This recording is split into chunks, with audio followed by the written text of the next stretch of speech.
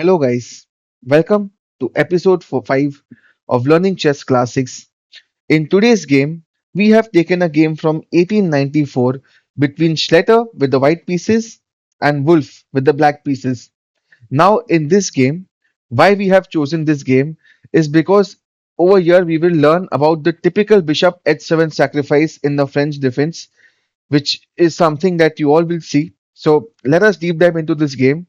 And over here, the French defense was played, and over here, white went for the move bishop g5. Black played bishop e7, and the main line over here nowadays, the common theory, the line goes as follows: e5, then knight f goes to d7, then the trade of bishops followed by f4. But in this game, what was played was the move bishop takes f6, and after the trade bishop into f6, white played knight f3, castles e5, bishop e7, bishop d3. And now over here, it is important for black to play the move c5 and to try and get some counterplay in the center. But in this position, black played a very slow move, a very calm move like bishop to d7. Now, this move is slightly inaccurate, and over here, white has many choices. For example, white can play a move like queen to d2. White can even try and play short castle, and these are very slow moves. But instead, what happened in this game is white went for the very aggressive move, which is h4. Now, over here, it is very important to know that what happens in this position if black goes c5. Well, if black goes c5 here, you can go and sacrifice the bishop on h7. And I will show you these lines because the lines are very interesting over here. Bishop f7, king f7, knight g5 check. Now the king has many options. Of course, if the king goes to g8, there is simply queen h5, and and white is winning over here. There's a forced sequence of mate. You are threatening queen h7. The only move that black has over here is bishop g5, h5, and now again you're threatening a mate on the h7 and the h8 square. The only move for black over here is say f6 or f5, and after a move like g6, you're completely losing. So another option over here after king g8 is okay, guys. No, like even king h8, it's the this obviously loses with a mate in two with queen h5 and queen h7. So let us not look at king h8. Now over here, what happens if you play a move like king to h6? Over here, white plays the move queen to d2. And the threat is very simple. You want to go knight e6 or knight f7 and win the black queen. So over here, there are two options over here. Either the black captures the knight on g5, or the black king can go to g6. So now before let me talk about the g6 variation first, is because over here also the black king can go to g6, can directly come to g6. And over here we play the very powerful move queen to d3 check, and it's almost game over because if you play the move king h6 now, there is queen h7 which comes with a checkmate. So king h6 is not an option. The only move for black over here is f5, and what white does, we simply take the pawn with en passant, and now this is losing for black. For example, a move like king to f6, there is queen f3 check, and after king g5 there is h5 check, and let's say if you take the knight, then there is a mate in 3. Do pause the video and see if you can find it. It's queen to g3 check. The king, if it moves to f6, there is queen to g6 checkmate. And if it moves to f5, then there is again queen g6 check, king f4, and knight to e2 comes with a checkmate over here. So this is the reason why king to g6 is losing. And if you go a move like king to h6, there is queen d2. As I said, the threat is very simple. And over here, if you play the move king to g6, it again transposes to the same position with queen d3 check, and white is winning, as discussed just a few moments back. So the only move for here is bishop into g5. And this again does not work because h into g5 comes with a double check, and white is clearly winning here. King to g6 is forced. Now queen d3 check.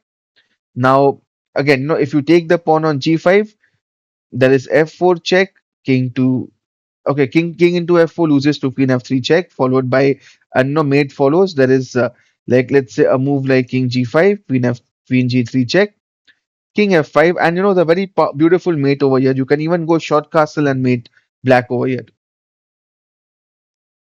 So over here, king into g5 cannot be played. The move f5, and after on pass off, white is clearly winning because over here if you go king f7, you can directly go rook h7, and the ideas are very clear over here. Like a move like rook g8, and now the move queen h3 is super strong. So that is why after knight g5, there is no option. The black king cannot move. Now bishop into g5 also loses because hg5 comes with a check. And over here, if you go king g8, there is this move queen h5, which just loses. And over here, f6, and then again, as discussed, g6 just wins on spot because you cannot stop the mate on like no queen h8. So over here, it was important to know that after a move like h4, black cannot go c5 because if you go c5, bishop into h7 loses directly. So in the game, what happened is black played the move f6. Now over here, we cannot go bishop h7 check now because what happens after bishop h7? There is king h7, knight g5 check. Now the black king can come to g6, and now the very important and the subtle difference over here is that if you go queen d3 check, black plays the move f5, and there is no on passor coming right now because the black pawn was already on f6 and not on f5, and because of that, now black is slightly better because white's attack is completely over. So now the move bishop to h7 is not coming. So do pause the videos and try to come up with the absolutely brilliant move that white played over here. Now white played the move knight to g5, and this is a very interesting move because now the only move for black over here is the move h6, and this does weaken the king side, but this is the only practical chance for that black has in this position. But in this game, what happened was black played the move f takes g5. Now, this move is completely losing because now we have a forced checkmate sequence. And now the line goes as follows. Now we take bishop into h7 check. Now, of course, you cannot play a move like king to h8 because queen h5. And if you play a move like king h8, there is queen h5.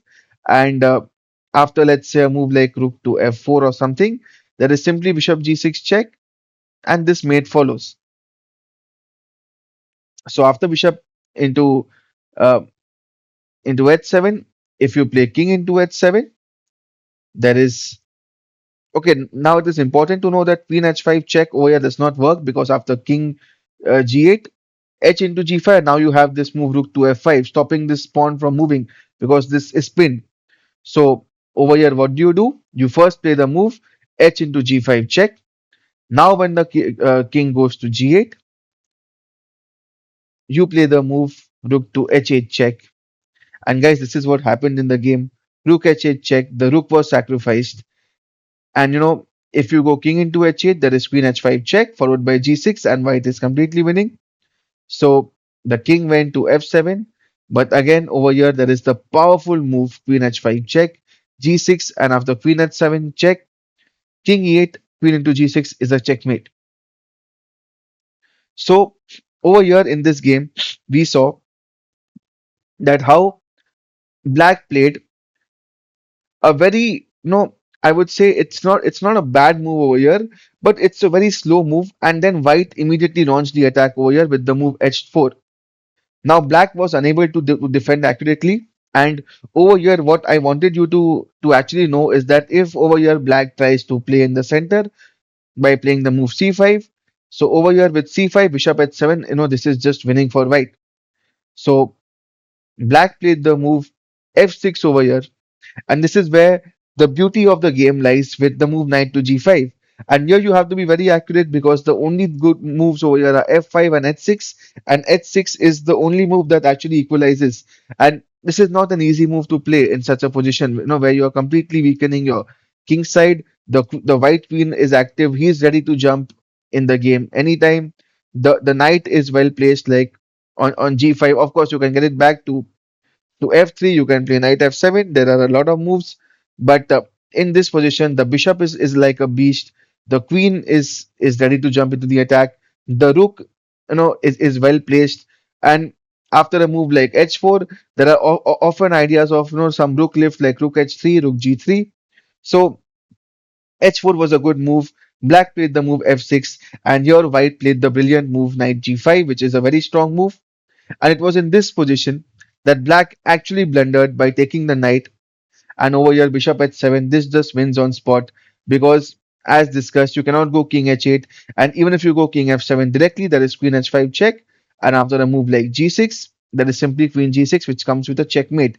So over here, the only move that black had is king into h7, which was played in the game. And again, as I explained, you cannot go king queen h5 directly because after queen h5, there is this move after a move like queen h5, king g8, and after you take the pawn, threatening to go queen h7, queen h8, there is this beautiful move rook f5, which just holds everything. So over here, it is again important to play h into g5 check. Now, if you play a move like king g6 over here, there is queen h5 check, king f5, and over here there are many ways to checkmate black, but the easiest way over here is to go rook h3 followed by rook f3, and the mate is, you cannot stop this mate because even let's say if you play a move like rook h3, even if black plays the captures the pawn on g5, this bishop remains pinned, and you cannot stop the checkmate over here. So after a move like hg5 in the game, as we saw, king to g8 was played, and here the very brilliant move that was played, rook to h8, the rook was sacrificed, and again king h8 does not work, so king f7, and then the powerful move queen h5 check, and with this, white won the game. I hope you enjoyed the game, and if you enjoyed this game, do subscribe the channel, and we will be back again with more episodes of Learning Chess Classics. Until then, see you soon.